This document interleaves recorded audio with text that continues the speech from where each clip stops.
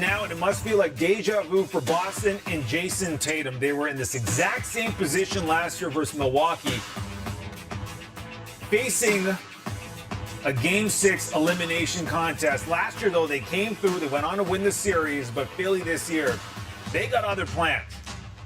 They got a shot, that man right there, Joel Embiid, to reach the Eastern Conference Finals for the first time since 2001 with a win tonight. Game 1 was a stunner. Without Joel, James Harden going to Houston Harden, putting up 45 points, including the go-ahead three with 8.7 seconds to go to seal Game 1 for Philly. Game 2 saw the return of Joel Embiid. The Celtics did not care. Jaylen Brown was outstanding. Malcolm Brogdon knocking down 6 threes as Boston took Game 2 easily. Game 3, that was a Jason Tatum game. 27 points, poised, calm, he was cool. Putting the game away for the Celtics, who took the 2-1 series lead. Game 4, that was a thriller.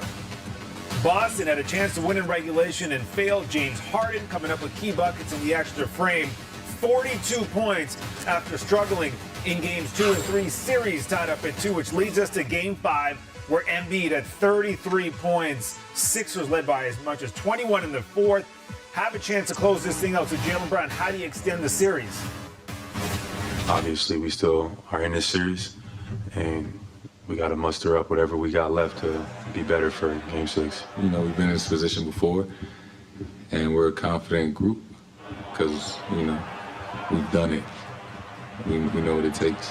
We're up 3-2. All right, that's it. All right, that's it. We have to get our rest, and we have to get ready because they're going to come and play great. We know how talented they are. We just got to be disciplined, make the second, third, or fourth effort, and live with the results. We got to send a message and got to be aggressive, offensively and defensively. You know, we're just trying to win. Whatever it takes to win, that's what we're going to do. So I only care about one thing, is winning. If you're not willing to bleed, if you're not willing to break something, if you're not willing to tear something, going hard, then you shouldn't be on that court, because that's what it is. That's what the playoffs are about. You know, hopefully you stay safe, but that's the mentality you got to go. You got to be able to risk it all for these games, and that's the mentality we got to have. Sean Grande is the voice of the Boston Celtics on radio. He joins us now. Sean, we got to start with this move right away here. Robert Williams will start tonight. Derek White goes to the bench. How does that change Boston's approach early in this elimination game? Well, you're looking for more defense. It's that simple. And that combination, the quote-unquote double bigs, that's what everybody in Boston likes to call them. Rob Williams and Al Horford, great defensive numbers, great net rating numbers throughout the course of the year.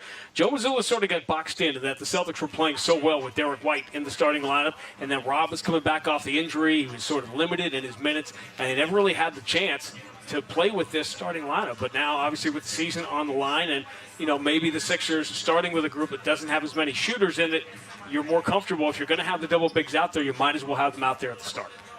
Boston relying so heavily on the three. They didn't shoot it well in Game 5, hitting just 32% of their shots. Was that a product of just bad shots, or was it Philly defense, maybe a combination of both? And how do they boost that number tonight? Well, they were good shots. There was going to be a game in this series, right? Whenever you take as many threes as the Celtics and pretty much everybody does now, there's going to be a game in a 7-game series where they don't fall. The trick for the Celtics is, are they just chucking up threes, or are they getting the best possible shot? Are you getting the pink touches before the threes? Are the threes coming in transition? Are they clean looks? I think Joe Mazzulla would take those number of threes. There were 32, what they term open threes or semi-open threes, and they missed 24 of them. Obviously, at that pace, you're not going to shoot well enough to win the game, but the Celtics throughout the course of the year have been a team, particularly on the road, particularly under pressure, that's made those shots.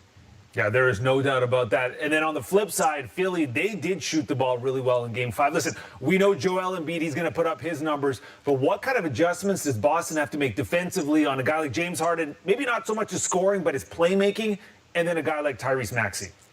Well, with Harden, it's tough because it's a really difficult scouting report. He goes left. He's gone left for 15 years, essentially, in this league, and he's going left on his way to the Hall of Fame. Obviously, the pick and roll of the Celtics are going to have to be more aggressive than that. It started with Jaylen Brown switching on to James Harden, and you had Al Horford on Joel Embiid. The Celtics felt great about those matchups, and with James Harden orchestrating the pick and roll as easily as he did in Game 5, that matchup got crossed, and Joel Embiid essentially got whatever he wanted. And listen, there's a lot on the line for Joel Embiid, who's never been to the conference finals. It's been, 11 years since James Harden has been to the finals. Doc Rivers has all those losses when he's up 3-2 in the series. So it's a legacy game on both sides. I mean, this is why we do what we do, to see what's about to happen. And for Boston, they can rely on that experience from last year in this exact same situation against Milwaukee. How much do you think that's going to help them tonight? I think it helps. Listen, every time any of us or whatever we do have been through something before, it helps because you have the experience thought. But essentially, what they haven't experienced with is playing with fire and not getting burned. And we all know that you keep doing that, eventually it's going to happen. So, they won Game 7 in Miami last year. They won Game 6 in Milwaukee. And those are tough places to play. But it's nothing like the cauldron that Philadelphia is going to be, with a chance to go to the conference finals for the first time in 22 years and beat the Celtics, maybe to some, more importantly. They haven't done it since 1982. So the Celtics are going to have to survive some serious haymakers early in this game. Yeah, the stakes very high in this one. The storyline's amazing. Appreciate the insight, Sean. Thank you. You got it. All right, welcome into Playoff Central Live, presented by AT&T 5G. Nabil Cream alongside Sam Mitchell, Brendan Haywood. We had a text chain going. You guys didn't tell me we're wearing blue today. Yeah, man, I thought he was. Well, you haven't been here. Hold up. You haven't been here. I have You've been been doing here. your little part-time sideline gig, so you haven't been around to know what's They going sent on. me to Cleveland, Milwaukee. It wasn't like I was going to California. How long do you work when you do sideline? About 20 total minutes during the game? If Oh, that, okay. If that. What time we start from 6:30 some nights to 2 in the morning? Oh, okay. Something like that. Something Okay. like So would you rather be in Cleveland for 20 minutes? No, or Cleveland was great, Milwaukee? by the way. Oh, okay. Okay. Anyways, we had a text chain about makeup today, but nobody told me we're wearing blue suits. Oh, you didn't get your makeup done? I can see that now. I can see that. All right. Good start to the night. Good start to the night. Listen, Philadelphia, Boston. Boston is going to be obviously in desperation mode. And we hear about Robert Williams right off the top here, inserted into this starting lineup. Sam, as a coach, what are you thinking here, Joe Mazzulla's processes? Well, they're trying to add more defense. They're trying to get bigger. They understand Philadelphia. If Philadelphia is going to be able to control the tempo and pace of the game, then you got to match that. And what they're realizing, they need size out there to deal with Joel Embiid. One big guy is not enough. So in certain Robert Williams, look, it makes you a less offensive potent team, but it makes you a better defensive and rebounding team. But it's the problem, Brenda. It's the schemes. It's not necessarily the players. They're running that high screening road with Joel Embiid, and he's sitting there shooting fifth this year's MVP, Joel Embiid. Well, Coach, I love the fact that you brought all that up, and I agree with you. And I think the biggest thing also is that drop coverage. That drop coverage is what is. They are getting torn up. James Harden is too good. He understands how to play with pace. He's now doing things that he didn't do in Houston. He's taking those mid-range jump shots and those floaters. And so he plays with pace, gets downhill. Next thing you know, he creates that little pocket area for Joel Embiid to hit that 15-foot jump shot, and Al Horford cannot recover. Brenda, as a center, drop coverage makes no sense. Y'all ain't doing nothing but bagging up. What are you protecting? The guards are trained. What you mean, y'all? Well, what I'm saying is the centers I'm like you well, said you know what I mean? You would have hated that coverage because you're saying, I'm not attacking the ball handler.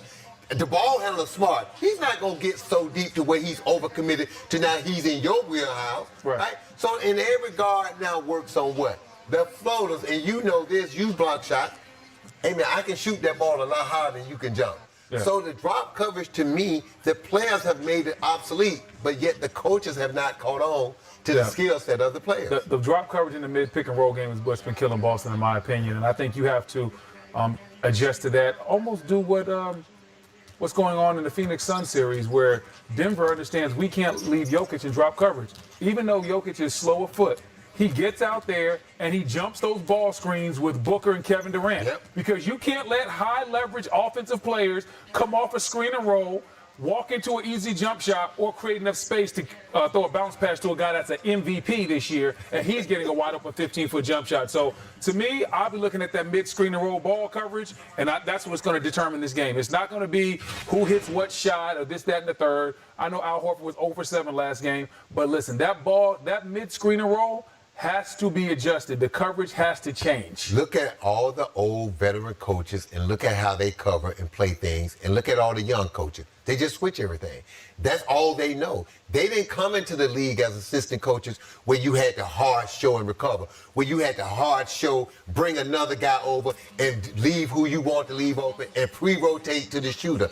They're not used to that. They've never done that. They've never taught that. This is all they know, and you just see this in 2 games, and to see them get torched and they make no adjustments, that tells me Not only the head coach, but no one else on that staff knows any other coverage to play but the same thing they're doing. And just saying this, play harder, that's not going to get it done in the playoffs. Everybody's playing hard. So, Coach, from the Philly perspective, though, if you're Doc Rivers, we were there at training camp together. We saw this Philly team early on. If you're Doc Rivers, you're so close to this monumental moment for this franchise to kind of get through with these players. What are you telling them? Stay in the moment. Keep doing what we're doing. Obviously, Boston going to make some adjustments by changing the lineup, but they're going to be bigger. So now you got to box out a little longer because Robert Williams and Al Horford are going to try to shove yonder to get more possession. But if I was Doc, you know what I'd tell my team, Brenda? Now we got an advantage. Now we're going to run because somebody's going to have to guard a smaller player between Robert Williams and Al Horford. So now I want that guy to get out and run in transition and be ready to spot up. And when they do collapse on Joel Embiid, just do like Joel been doing. Find his teammates. Yeah, I think that's what you have to do. If you're Joel Embiid, don't force the action. Make sure that you continuously get good shots. And then on the flip side, what you would tell your team in the situation if you're Doc Rivers, leave it all on the line. Don't let any possession go by where you think the other man was playing harder than you. You do not want to go back to Boston in a situation when you can